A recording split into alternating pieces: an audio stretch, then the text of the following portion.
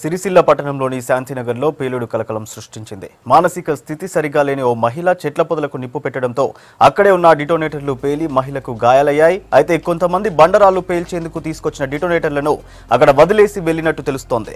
గాయపడిన మహిళను హాస్పిటల్కు తరలించిన పోలీసులు అక్కడ వదిలేసిన డిటోనేటర్లను స్వాధీనం చేసుకుని దర్యాప్తు చేస్తున్నారు.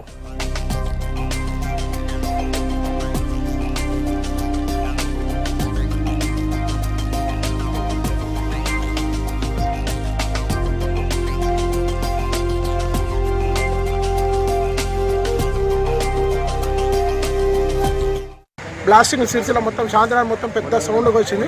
అదే తీరా చూసేవారికి ఇక్కడ గోడ పక్కన సిరి నాంపల్లి ఇంటి పక్కన మొత్తం బండ క్రషర్ చేశారు.